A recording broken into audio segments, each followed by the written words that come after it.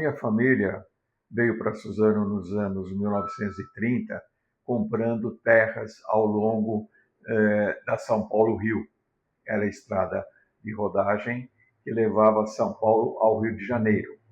E se instalaram na região da Vila Maria de Maggi, hoje um bairro populoso, na entrada de Suzano, após o Rio Guaió, divisa com Poá. Essa estrada vinha de São Paulo, passava por São Miguel, passava por Suzano, Mogi, Guararema e ia para o Rio de Janeiro. Nasci em uma chácara com bastante frutas e lá eu fui criado. Eu lembro nos primeiros anos de vida nós tínhamos algum gado que tirávamos leite. Meu avô saía para entregar esse leite na cidade com uma charrete, eu sempre ao lado dele com 2 anos de idade, ao lado dele, 2, 3 anos de idade, pela manhã vinha para fazer essas entregas de pão, o leite que ele coletava nas vacas que tínhamos na chácara e os pães que ele pegava na padaria do seu Armênio, junto ali no centro de Suzano, próximo da estação, que tudo estava em torno da estação ferroviária. O fundo da chácara era a estrada São Paulo-Rio, no qual a minha família vivia em função daquela chácara, dos caminhões e carros que iam em sentido Rio de Janeiro e voltavam.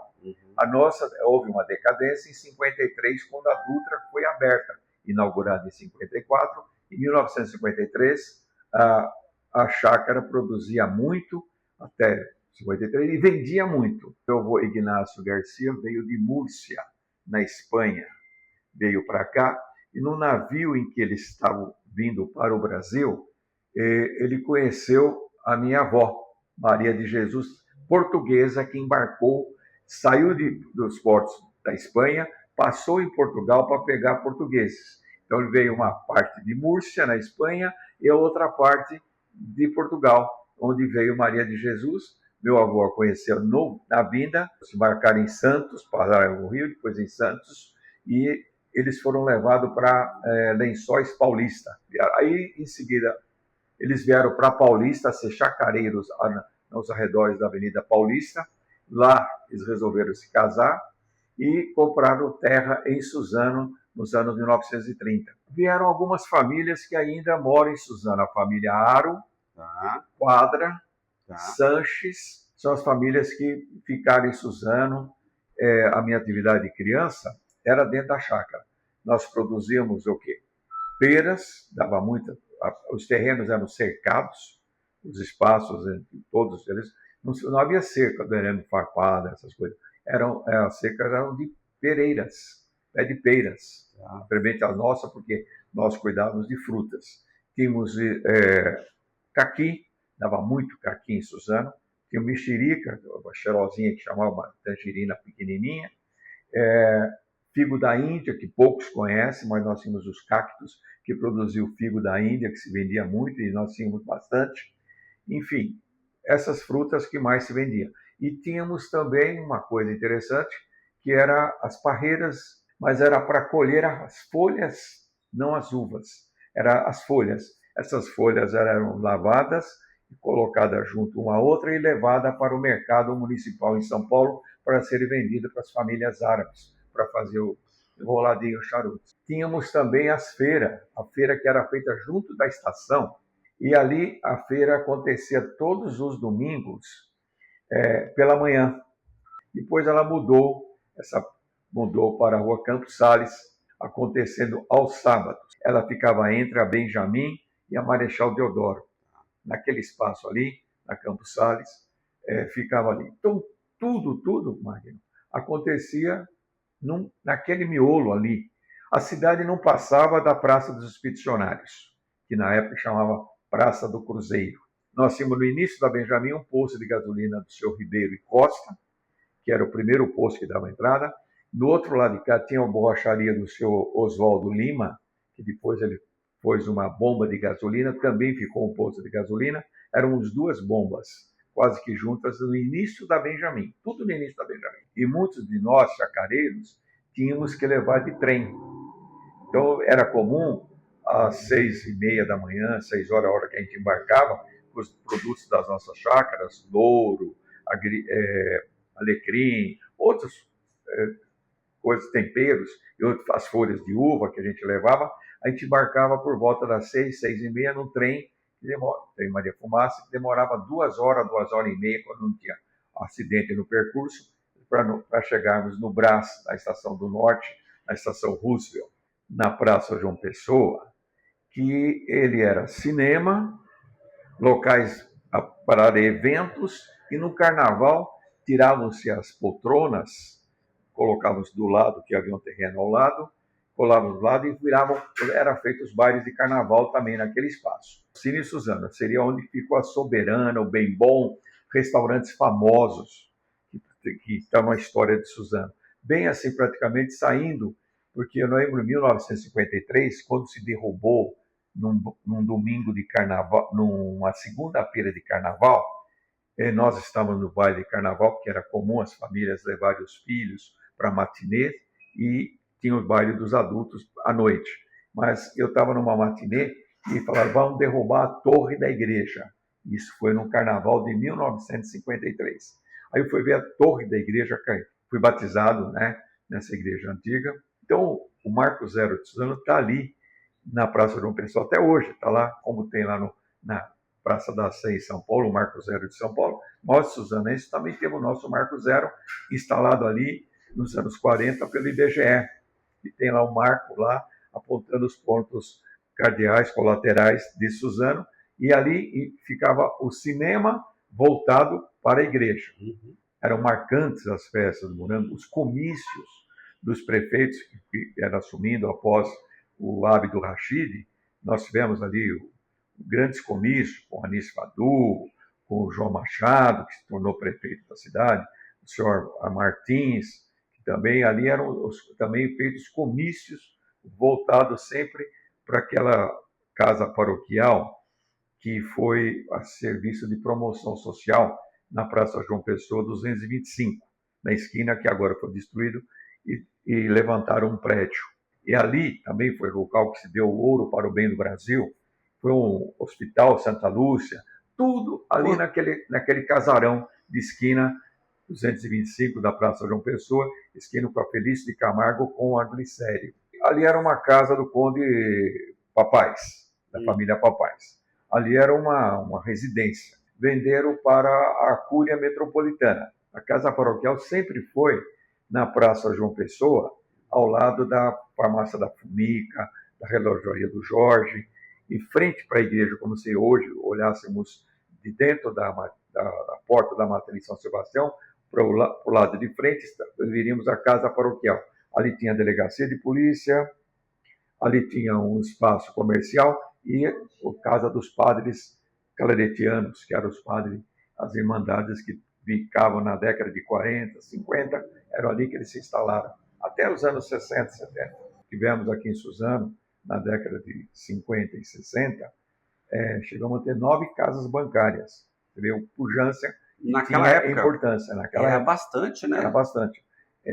Eu mesmo, aos meus 12 anos e 8 meses, ingressei num banco, que era no início da Benjamin Constant, que era o Banco Brasileiro de Desconto, que hoje é o Bradesco. Exato. Então, nós tínhamos o Banco Mercantil de São Paulo, América do Sul, Mitsubishi, tivemos a Caixa Econômica Federal, a primeira é estadual, depois veio a Federal, Banco Moreira Salles.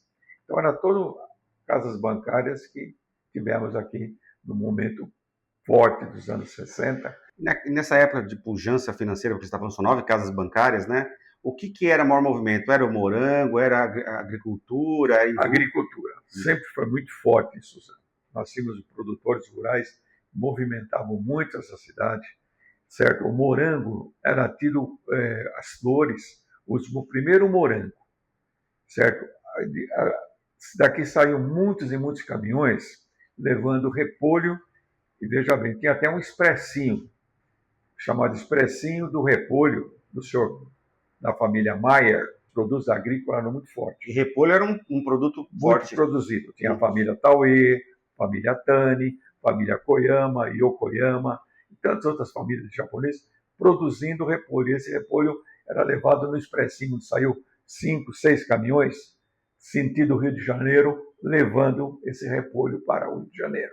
E dei uma fase aqui que foi pouco conhecida, mas foi marcante, foi a uva Itália. A uva Itália entrou em Suzano bem, mas Ferraz já tinha implantado os lituanos, que a colônia lituana está muito forte, veio e se instalou em Ferraz Vasconcelos, e lá ela levou a uva Itália. Então, esse ciclo aqui de Guaió, do nosso oeste aqui, de Suzano, a parte oeste de Suzano, Casa Branca, aquela região ali, ligando com Poá, Nova Poá, até Ferraz e Vasconcelos, ali foi tomado pela uva Itália. Eram produtores, muitos produtores, uma infinidade de produtores de uva Itália. Tínhamos aqui também grandes olarias, Suzano teve grandes olarias, produziu muitos tijolos de várias famílias, os Fernandes de Almeida, Garijo, os Bianchi, Fazenda Viaduto, que tinha as olarias, na estrada que liga Suzano a Palmeiras, na estrada dos Fernandes, aqui, muitos Barreiros, tinha muito, e muito aqui próximo do centro, a família Miranda, que teve olaria também, era muito próximo do centro, porque Suzano, ele era uma região com uma topografia muito interessante. Junto do Tietê, que foi um berço muito grande, onde deixou muitas famílias bem e fizeram muito, era a região que tinha as enchentes, as famosas enchentes na década de 40, 30, 40, 50 e os anos 60 também. A enchente vinha até a estação no Rio Tietê.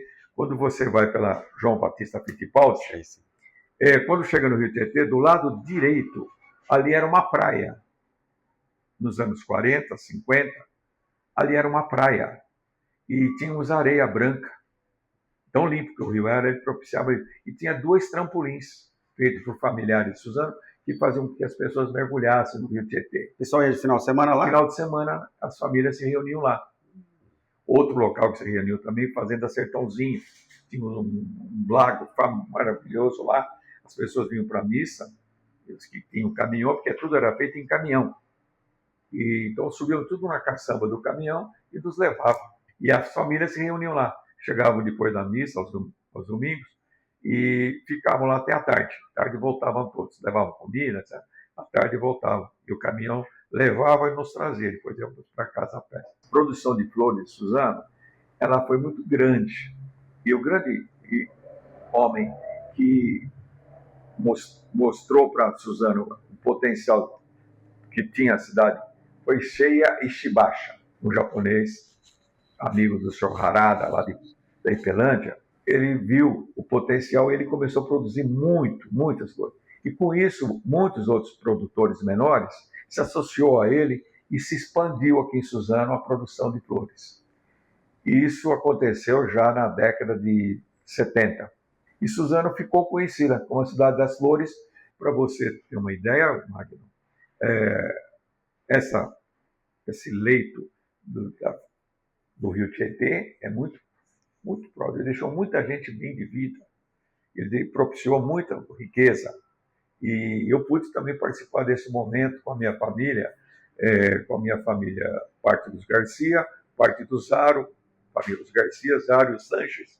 Nós éramos coletores de cogumelo champignon, que dava nesse vale de Suzano e outras regiões de Suzano, com bastante produção, e nós levávamos tudo para São Paulo. Ele produzia de agosto a dezembro.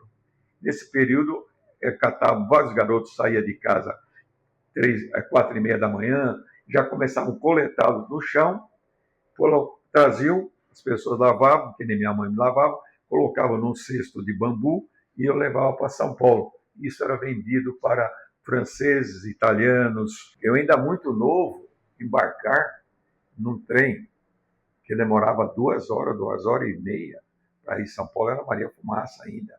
Na época chamavam de Totúlio. E eram grandes. E Suzano tinha muito.